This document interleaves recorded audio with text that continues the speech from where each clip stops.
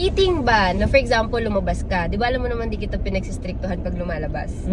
So cheating ba na pag lumabas tapos kayo na lang dalawa ng girl yung natira. Tapos lasing si girl. Syempre kung may sasakyan ka, ihahatid mo ba siya? Parang cheating ba yun for you na ihatid siya o hindi?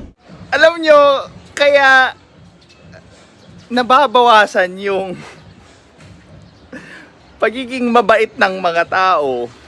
It's because tao din mismo yung nagbabawal sa kapwa nila tao para gumawa ng mabait or kabaitan. Well, this is Pinoy Extreme and pag-uusapan natin ulit ang mga mindset ng mga Disney princess. Let's do this. This is Pinoy Extreme. Oo. Oh, di ba? Tangina, tuwan-tuwa si ate. Na-acknowledge eh. Na-acknowledge kagad yung gustong marinig ni girl. But again, the question is that even close to the truth? Ay siguro hindi siya cheating, pero ayokong gawin yun. Dalawa kami, di ba, wag nga natin ilagay yung sarili natin sa awkward position. So anong gagawin mo if ever may kasama ka na sobrang lasing as in, hindi nyo na kayang tumayo, wala lahat? Fuck. Oh, ba't parang hirap na hirap kang sumagot? Hindi kasi, cornered ka na eh. Yes. Most of their partners feel cornered dahil nga they are torn between doing what is good versus doing what would suffice doon sa jowa nila.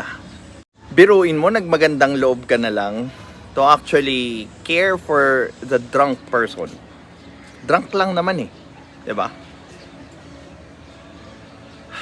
Pero hindi mo magawa dahil alam mo na may magagalit and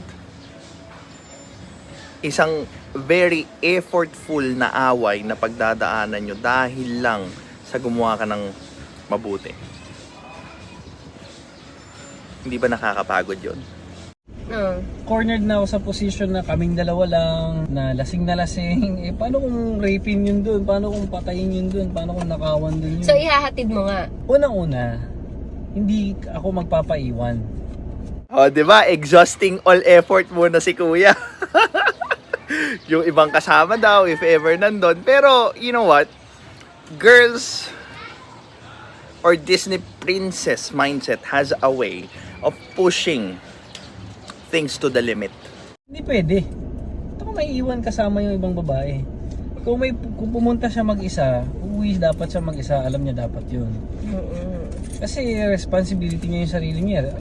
Responsibility ko yung sarili ko. Pero kung aabot sa point na kaming dalawa na lang, lasing na lasing yun, tawagan kita. Okay. Ang next niyan, walang signal. Nice one. Pero iatid ko, babe, mamatay na ata ate. Paano pag sinabi ko huwag mo ihatid? Kahit ganun na yung state niya. Papakiusapan kita pero kung hindi ka talaga papayag, sorry ate. Pero mamamatay ka na. Ang hirap talagang maging totoo when it comes to a partner that is very entitled na alagaan yung feelings nila or yung inferiority nila doon sa sitwasyon.